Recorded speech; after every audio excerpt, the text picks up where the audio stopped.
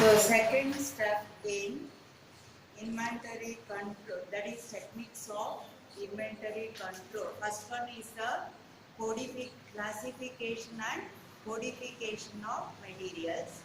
And the second one is fixation of various stock levels. So there are four techniques of inventory control. One is classification and codification of materials. Second one is fixation of stock levels. Third one is ABC analysis. And fourth one is that is a perpetual inventory system. So under that second one is fixation of stock levels. Here the inventory control necessitates the maintenance of various stock levels for each item stored in the storeroom. Okay. So here it avoids the overstocking and understocking of materials in the storeroom. Okay. So sometimes there may be a overstocking of material, sometimes there is a understocking of material. So if there is a overstocking of material, so unnecessary cash or capital is blocked up in the materials. Second one is, so inventory carrying cost will be increased. So storage cost will be increased, and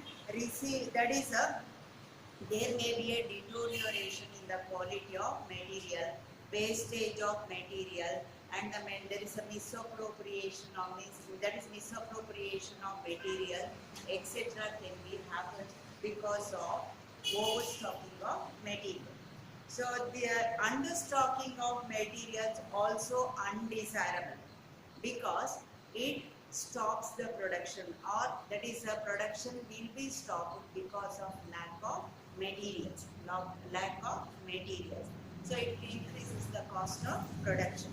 So inventory is fixation of stock levels ಅಂದ್ರೆ ಪ್ರತಿಯೊಂದು material store room ಅಲ್ಲಿ ಏನು store ಮಾಡ್ತಿರೋ ಪ್ರತಿಯೊಂದು ಮೆಟೀರಿಯಲ್ಗೆ different stock levels ಅನ್ನು maintain ಮಾಡಬೇಕು.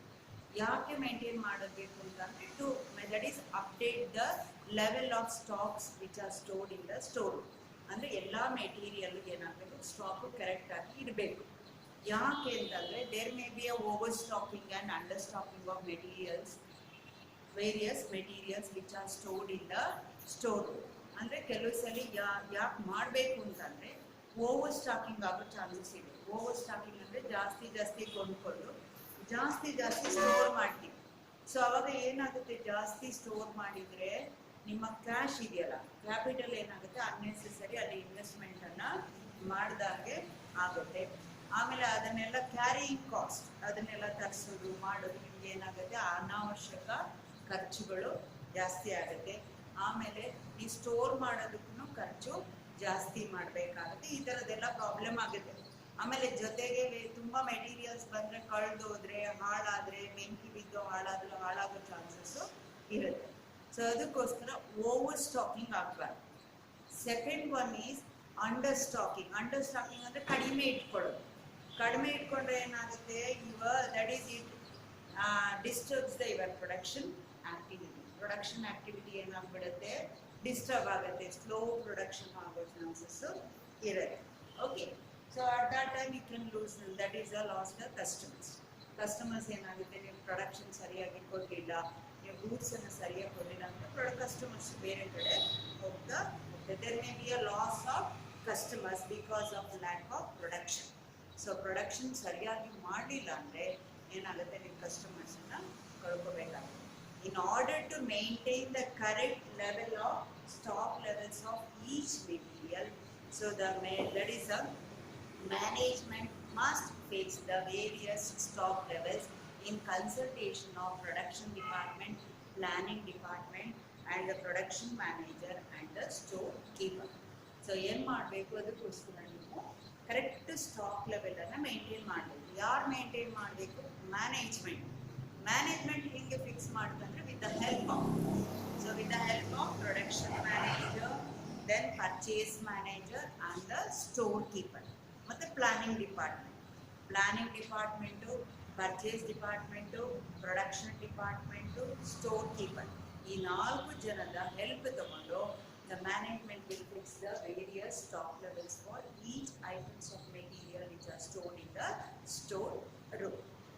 So here there are 4 types of that is the stock levels for each item of material. The first one is maximum level, second one is minimum level, third one is reorder level, and the fourth one is danger level. So these levels are fixed in order to avoid the two extreme ends, that is the overstocking of materials and understocking of materials. So in all level is the maximum level, minimum level, reorder level, danger level. 4 levels ಅನ್ನು fix ಮಾಡ್ತಾರೆ. So fix ಯಾಕೆ ಮಾಡ್ತಾರೆ ಅಂತಂದ್ರೆ ನಿಮ್ಮ over stalking, ಜಾಸ್ತಿ material ಅನ್ನು stock ಮಾಡೋದು ಅಥವಾ ಕಡಿಮೆ ಮೆಟೀರಿಯಲ್ಸ್ ಅನ್ನು ಸ್ಟಾಕ್ ಮಾಡೋದ್ರಿಂದ ನಿಮಗೆ ಆಗೋ ಪರಿಣಾಮ ಇದೆಯಲ್ಲ ಅದನ್ನು ಅವಾಯ್ಡ್ ಮಾಡಿ, ಅದನ್ನು ತಪ್ಪಿಸೋಕ್ಕೆ ಚಾನ್ಸಸ್ ಇದೆ. So first one is maximum level. So what you mean by maximum level? It is that level so above which the stock of an item of material should not be allowed to exceed. So it is fixed after taking the following factors. The first one is normal rate of consumption, second one is normal delivery time, third one is economic order quantity, fourth one is nature of materials, so fifth one is policies of government and the amount available with you, then storage space available, cost of storage, and seasonal nature, that is seasonal nature of supply of materials. So by taking these items, so that is a management is the maximum level, okay, in order to avoid the overstocking of materials. ಅಂತಂದ್ರೆ ಇಲ್ಲಿ over ಸ್ಟಾಕಿಂಗು ಮತ್ತೆ ಹೇಳೋದು ಅರ್ಥ ಆಗ್ತಿದೆಯಾ? Over ಸ್ಟಾಕಿಂಗು ಮತ್ತೆ under stalking ಆಗೋ materials ತಡಿಲಿಕ್ಕೆ, ಅದರಿಂದ ಕೆಲವೆಲ್ಲ ದುಷ್ಪರಿಣಾಮ ಆಗುತ್ತಲ್ವ, ಅದನ್ನ ತಡಿಲಿಕ್ಕೆ ಲೆವೆಲ್ಸ್ ವೇರಿಯಸ್ ಸ್ಟಾಕ್ ಲೆವೆಲ್ಸ್ ಅನ್ನ ಮಾಡ್ತೀವಿ. ಸೊ ಅದರಲ್ಲಿ first one maximum level, minimum level, reorder level, danger level. ಹಾಗಾದ್ರೆ ಮ್ಯಾಕ್ಸಿಮಮ್ ಲೆವೆಲ್ ಅಂದ್ರೆ ಏನು? ಮ್ಯಾಕ್ಸಿಮಮ್ ಲೆವೆಲ್ ಅಂದ್ರೆ ಯಾವುದೇ ಒಂದು ಮೆಟೀರಿಯಲ್ ನಾವೇನ್ ಮ್ಯಾಕ್ಸಿಮಮ್ ಲೆವೆಲ್ ಫಿಕ್ಸ್ ಮಾಡಿದೀವೋ ಅದಕ್ಕಿಂತ ಜಾಸ್ತಿ ಆಗಬಾರ್ದು. ಫಾರ್ ಎಕ್ಸಾಂಪಲ್ ಎ ಮೆಟೀರಿಯಲ್ಗೆ 1000 ಯೂನಿಟ್ಸ್ ಅನ್ನ ನೀವು ಸ್ಟೋರ್ ಮಾಡಬೇಕಂದ್ರೆ 1000 ಗಿಂತ ಜಾಸ್ತಿ ನೀವು ಆ ಮೆಟೀರಿಯಲ್ ಅನ್ನು ಸ್ಟೋರ್ ಮಾಡಿ, that is a maximum level for material A. So ಬಿಗೆ ನೀವು ಬೇರೆ ಫಿಕ್ಸ್ ಮಾಡ್ಬೋದು. ಸೊ ಅದು ಹೀಗೆ ಇರಬೇಕು ಅಂತಿಲ್ಲ, ನಿಮಗೆ ಎಷ್ಟು ಬೇಕು according to your requirement, your organization requirement, you should fix the maximum level for each item of material stored in the store room. Store room ಅಲ್ಲಿ ಇರ್ತಕ್ಕಂಥ ಎಲ್ಲ ಮೆಟೀರಿಯಲ್ಗೂ ಬೇರೆ ಬೇರೆ ಇರುತ್ತೆ ಮ್ಯಾಕ್ಸಿಮಮ್ ಲೆವೆಲ್. ಮ್ಯಾಕ್ಸಿಮಮ್ ಲೆವೆಲ್ ಅನ್ನ ಫಿಕ್ಸ್ ಮಾಡಬೇಕು. ಮ್ಯಾಕ್ಸಿಮಮ್ ಲೆವೆಲ್ ಫಿಕ್ಸ್ ಮಾಡೋದ್ರಿಂದ ಏನಾಗುತ್ತೆ? ಓವರ್ ಸ್ಟಾಕಿಂಗ್ ಆಗೋದನ್ನ ನೀವು ತಡಿಬಹುದು. ಓಕೆ, ಇದನ್ನ ಮಾಡಲಿಕ್ಕೆ ನಾವು ಏನೇನೋ ಐಟಮ್ಸ್ ಅನ್ನ ಕನ್ಸಿಡರ್ ಮಾಡಬೇಕು. ಫಸ್ಟ್ ಒನ್ ಈಸ್ ನೀವು ಎಷ್ಟು ಕನ್ಸಂಪ್ಷನ್ ಮಾಡ್ತೀರಾ, normal consumption. Next one is normal delivery time, ನಿಮಗೆ ಗೂಡ್ಸ್ ಬರಲಿಕ್ಕೆ ಎಷ್ಟು ಟೈಮ್ ಬೇಕಾಗುತ್ತೆ ನಾರ್ಮಲ್ ಆಗಿ, ಸೊ ಆನ್ ಅನ್ ಆವರೇಜ್ ಎಷ್ಟು ಬೇಕಾಗುತ್ತೆ. ಆಮೇಲೆ economic order quantity, the quantity to be purchase at one purchase order, ಒಂದು ಆರ್ಡರ್ ಜೊತೆಗೆ ನೀವು ಎಷ್ಟು ಕ್ವಾಂಟಿಟಿಯನ್ನು ಪರ್ಚೇಸ್ ಮಾಡ್ತೀವಿ ಅಂತ. ಆಮೇಲೆ ನೇಚರ್ ಆಫ್ ಮೆಟೀರಿಯಲ್, ನಿಮ್ಮ ಮೆಟೀರಿಯಲ್ನ ಗುಣ ಅದನ್ನು ನೋಡಿಕೊಂಡು ನೀವು ತಗೊಳ್ಬೇಕು. Policies of the government rules and regulation for the purchasing of various materials. Next one is financial resources available, ಅಂದರೆ ನಿಮ್ಮ ಹತ್ರ ಇರುವಂಥ ಹಣನೂ ನೋಡ್ಕೊಳ್ಬೇಕು, ಎಷ್ಟಿದೆ ಅಂತ ನೋಡ್ಕೊಳ್ಬೇಕು. Next one is storage space available, ನಿಮ್ಮ ಹತ್ರ ಎಷ್ಟು ಜಾಗ ಇದೆ ಸ್ಟೋರ್ ಮಾಡಲಿಕ್ಕೆ ಅದನ್ನು ನೋಡ್ಕೊಳ್ಬೇಕು. ಸೊ ನೀವು ಜಾಸ್ತಿ ತರಿಸ್ಬಿಟ್ಟು ಕಡಿಮೆ ಜಾಗ ಇದ್ರೆ ಸ್ಟೋರ್ ಮಾಡಲಿಕ್ಕೆ ಆಗಲ್ಲ. Next one is cost of storage, ಅದನ್ನು ಸ್ಟೋರ್ ಮಾಡಲಿಕ್ಕೆ ಎಷ್ಟು ನಮಗೆ ದುಡ್ಡು ಖರ್ಚು ಬರುತ್ತೆ. Next one is seasonal supply of materials, ಕೆಲವು ಪ್ರಾಡಕ್ಟ್ಸ್ ಸೀಸನಲಲ್ಲಿ ಮಾತ್ರ ಏನು ಮಾಡ್ತಾರೆ ಸಪ್ಲೈ ಆಗುತ್ತೆ, ಆ ಥರದನ್ನು ಮಾಡಬೇಕಾದ್ರೆ ನೀವು ಪರ್ಚೇಸ್ ಮಾಡಬೇಕಾದ್ರೆ ಸೀಸನಲ್ಲೇ ತೆಗೆದಿಟ್ಕೊಳ್ಬೇಕು. ಓಕೆ, ಅನ್ಸೀಸನಲ್ಲಿ ಸಿಗಲ್ಲ, ಅವಾಗ you should purchase more. So these are all the factors to be considered while fixing the maximum level. Notes ಅಲ್ಲಿ ಎಲ್ಲ ಇದೆ ಆಯ್ತಾ, maximum level ಇಲ್ಲಿ ಅಷ್ಟೇ ಅರ್ಥ ಮಾಡ್ಕೊಳ್ಳಿ. Second one is minimum level. What is the minimum level? It is that level below which the stock of my material, the stock of certain material should not be allowed to fall. ಅಂತಂದ್ರೆ minimum level ಅಂದ್ರೆ ಆ ಲೆವೆಲ್ಗಿಂತ ನೀವು ಕಡಿಮೆ ಹೋಗ್ಲೇಬಾರ್ದು. ಯಾವುದೇ ಒಂದು material, stock of material ಏನ್ fix ಮಾಡಿರ್ತೀರೋ ಅದಕ್ಕಿಂತ ಕಡಿಮೆ ಹೋಗಬಾರ್ದು. For example A minimum level 100 units ಮಾಡಿದ್ರೆ, ಸೊ ಮ್ಯಾಕ್ಸಿಮಮ್ ಲೆವೆಲ್ ಎಷ್ಟು 1000 ಯೂನಿಟ್ ಸ್ಟೋರ್ ಮಾಡಬೇಕು, ಅದಕ್ಕಿಂತ ಜಾಸ್ತಿ ಸ್ಟೋರ್ ಮಾಡಬಾರ್ದು. ಮಿನಿಮಮ್ ಲೆವೆಲ್ ಏನೋ 100 ಯೂನಿಟ್ಸ್ಗಿಂತ ಕಡಿಮೆ ಹೋಗಬಾರ್ದು. ಓಕೆ, ಹಂಗೆ ನೋಡ್ಕೊಳ್ತಾ ಇರಬೇಕು. ಓಕೆ, ಇದು ಮನೆಯಲ್ಲಿ ರೇಷನ್ ನೋಡ್ಕೊಂಡಂಗೆ ಅಲ್ವಾ. ಸೊ ತುಂಬಾ ಕಡಿಮೆನೂ ಆಗಬಾರ್ದು, ತುಂಬಾ ಜಾಸ್ತಿನೂ ಆಗಬಾರ್ದು. ಆ ಡಬ್ಬದಲ್ಲಿ ಎಷ್ಟು ಇಡ್ಸುತ್ತೋ ಅಷ್ಟನ್ನ ಮಾತ್ರ ಹಾಕ್ಬೇಕಲ್ವಾ, ಹೌದಾ ಇಲ್ಲ? ಸೊ ನೀವು ಜಾಸ್ತಿ ತರಿಸ್ಕೊಂಡ್ಬಿಟ್ರೆ ಅಲ್ಲಿ ಸ್ಟೋರ್ ಮಾಡೋಕ್ಕೆ ಆಗೋದಿಲ್ಲ. ಆಮೇಲೆ ತೀರಾ ಖಾಲಿ ಆಗೋ ತನಕ ಬಿಡಬಾರ್ದು. ಸೊ ಸ್ವಲ್ಪ ಖಾಲಿ ಇದ್ದಾಗ ಏನು ಮಾಡಬೇಕು ನಾವು, ಮತ್ತೆ purchase. So this is a minimum level. Minimum level should be fixed by taking the following factors. The first one is average consumption rate. Second one is delivery time, normal delivery time. Third one is economic order quantity. ಅಂದರೆ ಇದನ್ನು fix ಮಾಡಬೇಕಾದ್ರೆ ನೀವು normal ಆಗಿ ಎಷ್ಟು delivery time ತಗೊಳ್ಳೋದು. ನಾವು ಒಂದ್ಸರಿ order ಮಾಡಿದರೆ ಎಷ್ಟು ಟೈಮ್ ಒಳಗೆ ಬರುತ್ತೆ. ಆನ್ ಆನ್ ಆವರೇಜ್ ಕನ್ಸಂಪ್ಷನ್, ನಾವು ಎಷ್ಟು ದಿನನಿತ್ಯ ಕನ್ಸಂಪ್ಷನ್ ಮಾಡ್ತೇವೆ, ಯೂಸ್ ಮಾಡ್ತಾ ಇದ್ದೀವಿ. So third one is economic order quantity. At a time ನಾವು ಎಷ್ಟು ಯೂನಿಟ್ಸನ್ನು ಪರ್ಚೇಸ್ ಮಾಡ್ತಾ ಇದ್ದೀವಿ ಅಂತ ನೋಡ್ಕೊಂಡು you should fix the minimum level. Are you follow? Third one is reorder level. Reordering level. What do you mean by reordering level? It is fixed in between minimum level and the maximum level. So ಇದು ಎರಡನ್ನು, minimum level maximum level ಮಧ್ಯದಲ್ಲಿ ನಾವೇನು ಮಾಡ್ತೀವಿ, reorder level ಅನ್ನ ಮಾಡ್ತೀವಿ. If the material reaches that reorder level, you should make an order, you should place an order for the supplier for the purpose of purchasing the materials. Okay, reorder level maximum ಮತ್ತೆ minimum level ಮಧ್ಯದಲ್ಲೆಲ್ಲ fix ಮಾಡಿರ್ತಾರೆ. Okay, so ಅಲ್ಲಿಗೆ ಬಂದ ತಕ್ಷಣ ನೀವು material ಏನು ಮಾಡಬೇಕು, it is a caution to you people to purchase the materials. ಆ ಲೆವೆಲ್ ರೀಚ್ ಆಗಿದ ತಕ್ಷಣ ಏನು ಮಾಡಬೇಕು, ನೀವು ತಕ್ಷಣ ಮೆಟೀರಿಯಲ್ಸ್ ಅನ್ನ ಕೊಂಡ್ಕೊಳ್ಬೇಕು. Okay, so it is fixed after taking the following factors. First one is lead time. Lead time is delivery time. Second one is average consumption rate, that is consumption of materials. Third one is allowance for excessive usage of materials and unexpected delay in obtaining the fresh supply of materials and the minimum level. ಇದನ್ನು fix ಮಾಡಬೇಕಾದ್ರೆ ನೀವು ನೋಡ್ಕೊಳ್ಬೇಕು, average consumption ಎಷ್ಟು ಮಾಡ್ತೀವಿ. Second one is delivery time, normal delivery time ಎಷ್ಟು ಬೇಕಾಗುತ್ತೆ. ಆಮೇಲೆ minimum level ಎಲ್ಲಿದೆ. ಆಮೇಲೆ ನಿಮ್ಗೆ ಏನಾದರೂ ಅನ್ಎಕ್ಸ್ಪೆಕ್ಟೆಡ್ ಆಗಿ ಸ್ಟಾಕ್ ಆಫ್ ಮೆಟೀರಿಯಲ್ಸನ್ನು ಕೊಂಡ್ಕೊಳ್ಬೋದು ಅಥವಾ ಡಿಲೇ ಆಗುತ್ತೆ ಅಂತ ಅನಿಸಿದ್ರೆ ಅದನ್ನು ಕನ್ಸಿಡರ್ ಮಾಡಬೇಕು. ಆಮೇಲೆ ನಾವು ಒಂದ್ಸಲಿ ಆರ್ಡರ್ ಪ್ಲೇಸ್ ಮಾಡಿದ ತಕ್ಷಣ ಫ್ರೆಶ್ ಆಗಿ ಸಪ್ಲೈ ಮಾಡಲಿಕ್ಕೆ ಎಷ್ಟು ಟೈಮ್ ತೊಗೊಳುತ್ತೆ, ಅದಕ್ಕೇನು ಅಲೋಯನ್ಸ್ ಕೊಡ್ತಾರೆ ಅಂತ ನೋಡ್ಕೊಳ್ತೀವಿ. So these are all the factors to be considered by fixing the reorder level. ಈಗ ಹೇಗೆ ಎಕ್ಸಾಂಪಲ್, ಹೇಗೆ 1000 ಯೂನಿಟ್ಸ್ ಮಾಡಿದ್ದೀವಿ ಮ್ಯಾಕ್ಸಿಮಮ್ ಲೆವೆಲ್, ಮಿನಿಮಮ್ ಲೆವೆಲ್ ಎಷ್ಟು ಮಾಡಿದ್ವಿ 100 ಯೂನಿಟ್ಸ್ ಮಾಡಿದ್ವಿ. ಸೊ ಅಲ್ಲಿಗೆ ನಾವು ರೀಆರ್ಡರ್ ಲೆವೆಲ್ 200 ಮಾಡ್ಬೋದಾ. ರೀಆರ್ಡರ್ ಲೆವೆಲ್ 200 ಅಂದರೆ ನೀವು ಯೂಸ್ ಮಾಡಿದಾಗ 200 ಯೂನಿಟ್ಸಿಗೆ ಬಂದ ತಕ್ಷಣ ನೀವೇನು ಮಾಡಬೇಕು, ಪರ್ಚೇಸ್ ಮಾಡಿ.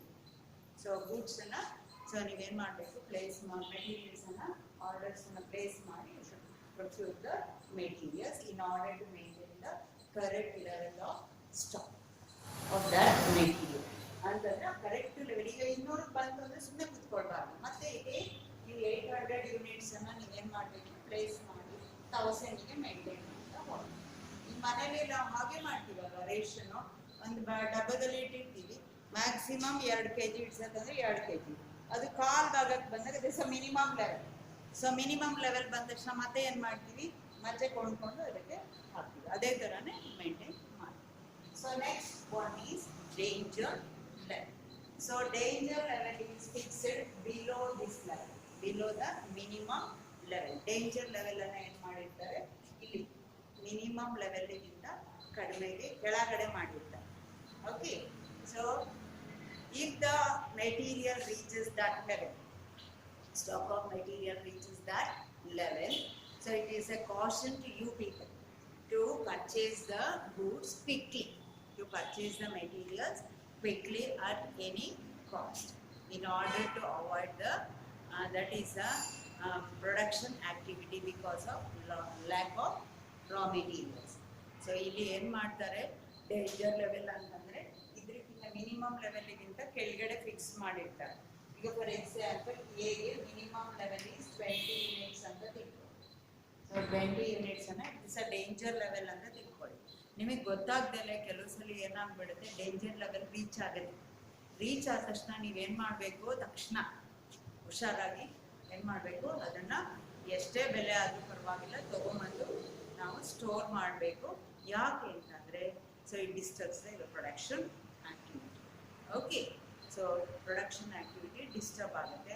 ಅದಕ್ಕೋಸ್ಕರ ಏನು ಮಾಡಬೇಕು, ತಕ್ಷಣ quick action will be taken by the purchase manager for the procurement of materials in order to maintain the minimum level of materials. So minimum ಲೆವೆಲ್ನಾದರೂ ಮೇಂಟೈನ್ ಮಾಡೋಕ್ಕೆ ಏನು ಮಾಡಬೇಕು ನೀವು, ಸೊ ಡೇಂಜರ್ ಲೆವೆಲ್ ರೀಚ್ ಮಾಡಿದ ತಕ್ಷಣ ಕ್ವಿಕ್ ಆ್ಯಕ್ಷನ್ ತೊಗೊಂಡ್ಬಿಟ್ಟು ನೀವು ಗೂಡ್ಸ್ನ ತೊಗೊಂಡ್ಬರ್ಬೇಕು. ತೊಗೊಂಡು ಬಂದರೆ ನಿಮಗೆ ಪ್ರೊಡಕ್ಷನ್ ಏನೋ ಪ್ರಾಬ್ಲಮು ಆಗೋದಿಲ್ಲ. Okay, so next one is average stock level. Okay, fifth one is average stock level. Average stock level. So it is the average of maximum level plus minimum level divided by 2. ಅಂದ್ರೆ average stock level ಅಂತಂದ್ರೆ it is the average of maximum and minimum level divided by 2. average ಎಷ್ಟು ನೀವು consumption ಮಾಡ್ತಾ ಇದ್ದೀರಿ ಅಂತ ನೋಡ್ಲಿಕ್ಕೆ ಅದು average ಎಷ್ಟು ಇರಬೇಕು ಅಂತ ಅಂದ್ರೆ ಸರಾಸರಿ. ಸೊ ನೀವು ಯಾವಾಗಲೂ ಇಷ್ಟು ಇಟ್ಕೋಬೇಕು ಅಂತ ಅಂತಂದ್ರೆ ಮ್ಯಾಕ್ಸಿಮಮ್ ಲೆವೆಲ್ ಎಷ್ಟು ಯೂನಿಟ್ಸ್ ಇರುತ್ತೆ ಪ್ಲಸ್ ಮಿನಿಮಮ್ ಲೆವೆಲ್ ಎಷ್ಟು ಯೂನಿಟ್ಸ್ ಇರುತ್ತೆ ಡಿವೈಡೆಡ್ ಬೈ 2 ಮಾಡಿದ್ರೆ you get the average stock level. Any doubts regarding this? Next one is economic order quantity. EOQ. Economic order quantity. Economic order quantity. EOQ. ಅಂದ್ರೆ ಎಷ್ಟು ನೀವು ಒಂದೇ ಸಲಿಗೆ order ಮಾಡಬೇಕು. Okay, economic order quantity is the most economic or ideal quantity of material to be ordered in each order at a time. ಒಂದು ಬಾರಿಗೆ ನೀವು ಎಷ್ಟು materials ಅನ್ನು ಕೊಂಡ್ಕೊಳ್ತೀರಾ ಅಂತ ಹೇಳಿ ಡಿಟರ್ಮಿನೇಷನ್ ಮಾಡಿ ಆರ್ಡರ್ ಅನ್ನು ಪ್ಲೇಸ್ ಮಾಡೋದನ್ನ ನಾವು ಏನು ಹೇಳ್ತೀವಿ, ಎಕನಾಮಿಕ್ ಆರ್ಡರ್ ಕ್ವಾಂಟಿಟಿ ಅಂತ ಹೇಳ್ತೀವಿ. Okay, it is that idea that is most economic or ideal quantity of material to be purchased at one order. ಒಂದು ಸಲಿಗೆ ನೀವು ಎಷ್ಟು ಕ್ವಾಂಟಿಟಿಯನ್ನು ಕೊಂಡ್ಕೊಳ್ತೀರಾ ಅಂತ ಡಿಟರ್ಮಿನೇಷನ್ ಮಾಡೋದನ್ನೇ ನಾವು ಹೇಳ್ತೀವಿ ಎಕನಾಮಿಕ್ ಆರ್ಡರ್ ಕ್ವಾಂಟಿಟಿ ಅಂತ ಹೇಳ್ತೀವಿ. So it is determined by taking into the account of cost of ordering and cost of carrying of inventory. ಇದನ್ನು determination ಮಾಡಬೇಕಾದ್ರೆ ನೀವು ಆ ಗೂಡ್ಸ್ ತೊಗೊಂಡು ಪರ್ಚೇಸ್ ಮಾಡಿದ ಗೂಡ್ಸ್ ತರಲಿಕ್ಕೆ ಎಷ್ಟು ದುಡ್ಡು ಖರ್ಚಾಗುತ್ತೆ, ಆಮೇಲೆ ಅದನ್ನು ಸ್ಟೋರ್ ಮಾಡಲಿಕ್ಕೆ ಎಷ್ಟು ಖರ್ಚಾಗುತ್ತೆ ನೋಡ್ಕೊಂಡ್ಬಿಟ್ಟು ನೀವು ಫಿಕ್ಸ್ ಮಾಡಬೇಕು. ಓಕೆ, ಎಷ್ಟು ಕೊಂಡ್ಕೊಳ್ಬೇಕು ಅನ್ನೋದು ಯೋಚನೆ ಮಾಡಬೇಕು. Okay, so next one is there are 2 types of orders. One is large order, another one is small order. Large order, second one is small order. ಎರಡು ತರ ಇದೆ. ಸೊ ನೀವು ಜಾಸ್ತಿ ಕೊಂಡ್ಕೊಳ್ಬೋದು, ಇನ್ನೊಂದು ಕಡಿಮೆ ಕೊಂಡ್ಕೊಳ್ಬೋದು. ಜಾಸ್ತಿ ಕೊಂಡ್ಕೊಂಡ್ರೆ ಏನಾಗುತ್ತೆ, So if you purchase more quantity of materials at a time, ಅಂದರೆ ಜಾಸ್ತಿ ಕೊಂಡ್ಕೊಂಡ್ರೆ ಏನಾಗುತ್ತೆ ಏನು ಅಡ್ವಾಂಟೇಜ್ ಆಗುತ್ತೆ? One is you can get a discount. ಒಂದು ಡಿಸ್ಕೌಂಟ್ ಸಿಗುತ್ತೆ, ಜಾಸ್ತಿ ಕೊಂಡ್ಕೊಂಡ್ರೆ ತಾನೇ ಡಿಸ್ಕೌಂಟ್ ಸಿಗುತ್ತೆ. Second one is so that is the cost of transportation becomes less. Okay, transportation cost ನಿಮಗೆ ಕಡಿಮೆ ಆಗುತ್ತೆ, ಎಲ್ಲ ಒಟ್ಟಿಗೆ ತರಿಸ್ಬಿಡ್ತೀರಲ್ಲ. Next one is low carrying cost and low storage cost. So ಒಂದು ತರಿಸ್ಕೊಳ್ಳೋದು ನಿಮಗೆ ಕಡಿಮೆ ಆಗುತ್ತೆ, ಒಟ್ಟಿಗೆ ತರಿಸೋದ್ರಿಂದ ಪದೇ ತರಿಸಲ್ಲ, ಪದೇ ತರಿಸಿದ್ರೆ ಜಾಸ್ತಿ ಆಗುತ್ತೆ. ಓಕೆ, ಒಂದೇ ಸಲ ತರಿಸೋದ್ರಿಂದ ಒಂದ್ಸಲಿ ಮಾತ್ರ ನಿಮಗೆ ಟ್ರಾನ್ಸ್ಪೋರ್ಟೇಷನ್ ಕಾಸ್ಟ್ ಬರುತ್ತೆ, ಕಡಿಮೆ ಆಗುತ್ತೆ ಟ್ರಾನ್ಸ್ಪೋರ್ಟೇಷನ್ ಕಾಸ್ಟ್. ಸೆಕೆಂಡ್ ಒನ್ ಈ ಸ್ಟೋರೇಜ್ ಕಾಸ್ಟ್ ಅಷ್ಟೇ, ಒಂದೇ ಸಲ ಸ್ಟೋರ್ ಮಾಡ್ತೀರ, ಸ್ಟೋರೇಜ್ ಕಾಸ್ಟು ನಿಮಗೆ ಉಳಿತಾಯ ಆಗುತ್ತೆ. Cost of placing the orders, cost of inviting the tenders and receiving of materials, inspection of materials will be reduced. ಅಂದರೆ ಒಂದೇ ಸಲ ತುಂಬ ಕೊಂಡ್ಕೊಳ್ಳೋದ್ರಿಂದ ಏನಾಗುತ್ತೆ ಅಂದರೆ ನಿಮಗೆ ಒಂದೇ ಸಲ ಮೆಟೀರಿಯಲ್ ರಿಸೀವ್ ಮಾಡ್ತೀರಾ, ಆಮೇಲೆ ಒಂದೇ ಸಲ ಸ್ಟೋರ್ ಮಾಡ್ತೀರಾ, ಒಂದೇ ಸಲ ಅಕೌಂಟ್ಸನ್ನು ಬರೀತೀರಾ, ಒಂದೇ ಸಲ ಆರ್ಡರ್ಸನ್ನು ಪ್ಲೇಸ್ ಮಾಡೋದ್ರಿಂದ ನಿಮಗೆಲ್ಲ ಉಳಿತಾಯ ಆಗುತ್ತೆ. ಓಕೆ, ಉಳಿತಾಯ ಆಗಿ ನಿಮ್ಮ ಕಾಸ್ಟ್ ಆಫ್ ಪ್ರೊಡಕ್ಷನ್ ಏನಾಗುತ್ತೆ? ಕಡಿಮೆ ಹೋಗುತ್ತೆ. ಸೊ ಡಿಸ್ಅಡ್ವಾಂಟೇಜ್ ಏನು? ಸೊ ಅಡ್ವಾಂಟೇಜಸ್ ಆಯಿತು, ಡಿಸ್ಅಡ್ವಾಂಟೇಜ್ ಏನು? ಏನು ಅನಾನುಕೂಲ ಆಗುತ್ತೆ? ಏನಾಗುತ್ತೆ? Sometimes there may be a overcrowding of materials. ಕೆಲವು ಸಲ ಏನಾಗುತ್ತೆ, ಜಾಸ್ತಿ ಕೊಂಡ್ಕೊಳಕ್ ಹೋಗಿ ಏನಾಗುತ್ತೆ, ನಮ್ಗೆ ಏನ್ ಕೊಂಡ್ಕೊಳ್ತಾ ಇದೀವಿ ಅಂತಾನೆ ಗೊತ್ತಾಗಲ್ಲ, ಎಲ್ಲಿ ಸ್ಟೋರ್ ಮಾಡಿದೀವಿ ಅಂತಾನೆ ಗೊತ್ತಾಗಲ್ಲ. Over crowding of materials. Sometimes a capital may be locked up in inventory. ತುಂಬಾ ದುಡ್ಡು ಏನಾಗುತ್ತೆ, ಮೆಟೀರಿಯಲ್ಸ್ ಅಲ್ಲಿ ಇನ್ವೆಸ್ಟ್ಮೆಂಟ್ ಮಾಡ್ತೀವಿ, ಸುಮ್ಮನೆ ವೇಸ್ಟ್ ಆಗೋ ಚಾನ್ಸಸ್ ಇರುತ್ತೆ. There may be a deterioration in the quality of materials. ತುಂಬ ತರಿಸ್ಕೊಂಡಾಗ ಯಾರು ತಗೊಂಡು ಹೋಗ್ತಾರೆ, ಎಲ್ಲ ಹಾಳಾಗ್ತಾ ಇದೆ, ಏನು ಗೊತ್ತಾಗುತ್ತೆ. That is a disadvantage. Next one is small order. ಸ್ವಲ್ಪ ಕೊಂಡ್ಕೊಂಡ್ರೆ ಏನಾಗುತ್ತೆ? ಅಡ್ವಾಂಟೇಜ್ ಏನು ಅಡ್ವಾಂಟೇಜು? ಅದರದ್ದು ಡಿಸ್ಅಡ್ವಾಂಟೇಜ್ ಇದಕ್ಕೆ ಅಡ್ವಾಂಟೇಜ್ ಏನಾಗುತ್ತೆ? We can control all the materials in the stock because of they are less in quantity. So ಎಲ್ಲ ಮೆಟೀರಿಯಲ್ ಸ್ವಲ್ಪ ಇರೋದ್ರಿಂದ controlling is very easy and low inventory carrying cost. So low inventory, ಜಾಸ್ತಿ ದುಡ್ಡೇನು ಬೇಕಾಗಲ್ಲ ಅದನ್ನ ಇಟ್ಕೊಳ್ಳೋಕ್ಕೆ, storage space ಜಾಸ್ತಿ ಬೇಕಾಗೋದಿಲ್ಲ, ಈಸಿಯಾಗಿ ನೀವು ಮಾಡ್ತಾ ಹೋಗ್ಬೋದು. ಡಿಸ್ಅಡ್ವಾಂಟೇಜ್ ಏನು? Sometimes here the stock level may reaches the danger level. ಕೆಲವು ಸಲ ಕಡಿಮೆ ಇಟ್ಕೊಳ್ತೀವಿ ಅಂತ ಆದರೆ ಏನಾಗುತ್ತೆ, ಕೆಲವು ಸಲ ನಮ್ಗೆ ಗೊತ್ತಿಲ್ಲದಲೇ ಡೇಂಜರ್ ಲೆವೆಲಿಗೆ ಹೋಗ್ಬಿಟ್ಟಿರ್ತೀವಿ. ಡೇಂಜರ್ ಲೆವೆಲಿಗೆ ಹೋದಾಗ ಏನಾಗುತ್ತೆ, ನಿಮಗೆ ಕಷ್ಟ ಆಗುತ್ತೆ, ಪ್ರೊಡಕ್ಷನನ್ನು ಅದೇ ರೇಟಲ್ಲಿ ಮಾಡಲಿಕ್ಕೆ ಕಷ್ಟ ಆಗುತ್ತೆ. ಓಕೆ, ಸೊ ಅದಕ್ಕೋಸ್ಕರ be careful regarding the economic order quantity. That means you should determine this quantity by taking both large order and the small order. ಎರಡನ್ನೂ ನೋಡ್ಕೊಂಡ್ಬಿಟ್ಟು after considering both the advantages of both the type of orders, so you should determine the economic order quantity. ನೋಡ್ಕೊಳ್ಬೇಕು, large order ನೋಡ್ಕೊಳ್ಬೇಕು, small order, ಆಮೇಲೆ financial resources ಅದನ್ನು ನೋಡ್ಕೊಂಡ್ಬಿಟ್ಟು you should fix the economic order quantity. So ಅದಕ್ಕೆ ಏನು ಮಾಡಬೇಕು? So you should consider the following factors by fixing the economic order quantity. That is the normal consumption. ಎಷ್ಟು consumption ಮಾಡ್ತೀರಾ, minimum level and the maximum level. By considering these three factors, you should determine the economic order quantity. Formula ಏನು ಅಂತಂದ್ರೆ EO2 is equal to square root of 2AO divided by C. So economic order quantity ಗೆ formula ಏನು ಅಂತಂದ್ರೆ square root of 2AO divided by C. C. So A means annual consumption of materials. A ಅಂತಂದ್ರೆ ಏನು, ನೀವೆಷ್ಟು annually consumption ಮಾಡ್ತೀರಾ. So ಓ ಅಂತಂದ್ರೆ ordering cost, ಒಂದ್ಸಲಿ order ಮಾಡಿದ್ರೆ ಎಷ್ಟು ಕಾಸ್ಟು ಬೀಳುತ್ತೆ, that's ordering cost per order.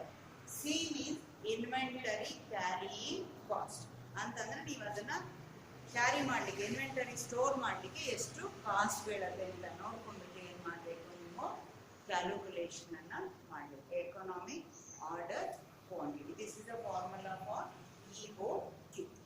So ಹಾಗಾದ್ರೆ ಮ್ಯಾಕ್ಸಿಮಮ್ ಮಿನಿಮಮ್ ಲೆವೆಲ್ ಅದಕ್ಕೆಲ್ಲ ಏನು, ರಿಆರ್ಡರ್ ಲೆವೆಲ್ಗೆಲ್ಲ ಫಾರ್ಮುಲಾ ಏನು ಅಂತಂದ್ರೆ, first one is reorder level.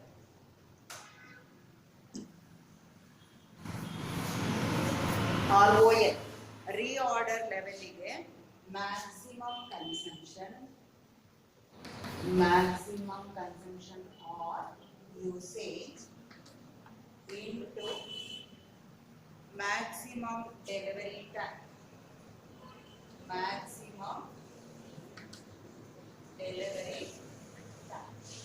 Okay, reorder level ಗೆ so formula ಏನು, maximum consumption into maximum delivery. ಎಷ್ಟು ಮ್ಯಾಕ್ಸಿಮಮ್ ಕನ್ಸಂಪ್ಷನ್ ಮಾಡ್ತೀವಿ ಮೆಟೀರಿಯಲ್ ಇಂಟು ಅದನ್ನ ತರಿಸ್ಕೊಳ್ಳಿಕ್ಕೆ ಎಷ್ಟು ಟೈಮ್ ಬೇಕು, ಲೀಡ್ ಟೈಮ್ ಅಂತ ಹೇಳ್ತಾರೆ. ಸೊ ಅದನ್ನ ನೋಡ್ಕೊಳ್ಬೇಕು. Second one is maximum level. Maximum level ಗೆ what is the formula? ROL plus EOQ. Reordering level plus EOQ minus minimum consumption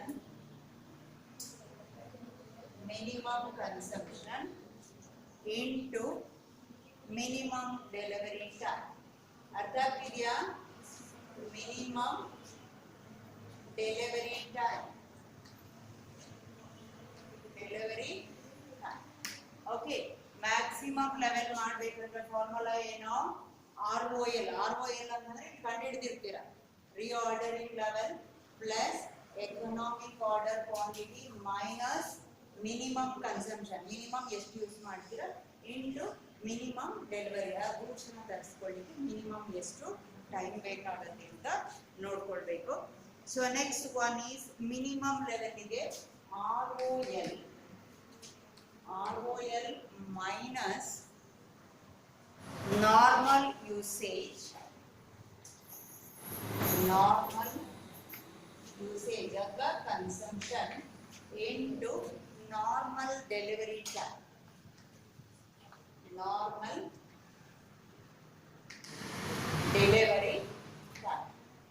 Okay, minimum level ಮಾಡಲಿಕ್ಕೆ ಏನು, ROL minus normal usage, normal consumption into normal delivery time.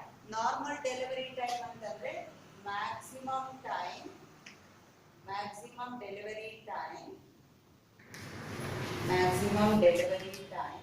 plus minimum delivery time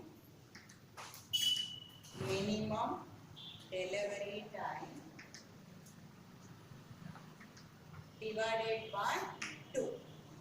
ಇದಕ್ಕೆ normal delivery time ನಿಮಗೆ ಕೊಟ್ಟಿರಲ್ಲ, ಅವಾಗ ಏನು ಮಾಡಬೇಕು, ನೀವು material ತರಲಿಕ್ಕೆ ಎಷ್ಟು ಟೈಮ್ ಬೇಕಾಗುತ್ತೆ ಮ್ಯಾಕ್ಸಿಮಮ್, ಆಮೇಲೆ ಮಿನಿಮಮ್ ಎಷ್ಟು ಬೇಕಾಗುತ್ತೆ ನೋಡ್ಕೊಂಡು ಡಿವೈಡೆಡ್ ಬೈ 2 ಮಾಡಿದ್ರೆ you get the normal delivery time. ಗೊತ್ತಾಗ್ತಿದೆಯಾ? Next one is average stock ಲೆವೆಲ್ಗೆ ನಾನು ಆಲ್ರೆಡಿ ಹೇಳಾಗಿದೆ, maximum level plus minimum level divided by 2. So ಅದನ್ನ ಹಾಕೊಳ್ಬೋದು ಅಥವಾ ಇನ್ನೊಂದು ಮಾಡ್ಬೋದು, ಇನ್ನೊಂದು ಫಾರ್ಮುಲಾ ಇದೆ, or that is a minimum level plus half EOQ. ಅಂತಂದ್ರೆ ಆವರೇಜ್ ಸ್ಟಾಕ್ ಲೆವೆಲ್ಗೆ ಎರಡು ಫಾರ್ಮುಲಾ ಇದೆ, ಒಂದೇನೋ maximum level plus minimum level divided by 2 ಮಾಡಿದ್ರು ಬರುತ್ತೆ, ಅಥವಾ minimum level plus half EOQ. But ಇದೆರಡರಲ್ಲೂ ಒಂದೇ ಆನ್ಸರ್ ಬರಲ್ಲ, ಬೇರೆ ಬೇರೆ ಬರುತ್ತೆ. ಅರ್ಥ ಆಯ್ತಾ? ಫಾರ್ಮುಲಾ ಬೇರೆ ಆಗಿದ್ದು ಬೇರೆ ಬೇರೆ ಸ್ವಲ್ಪ ವ್ಯತ್ಯಾಸ ಬರುತ್ತೆ, ಒಂದೇ ಬರಲಿಲ್ಲ. ಇಷ್ಟು ಲೆವೆಲ್ಸ್ ಅನ್ನ ಇಟ್ಕೊಂಡ್ಬಿಟ್ಟು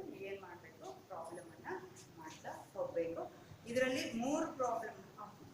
ಮೂರು ಪ್ರಾಬ್ಲಮನ್ನು ಆಲ್ರೆಡಿ ಮಾಡಾಗಿದೆ. ಮೂರು ಪ್ರಾಬ್ಲಮನ್ನು ಆ ಕಡೆ ಕ್ಲಾಸಿಗೆ ಮಾಡಾಗಿದೆ. ಇವತ್ತು ನಿಮಗೆ ಸ್ಟಾಪ್ ಮಾಡಿ. ಹಾಂ, ಸ್ಟಾಪ್ ಮಾಡಿ.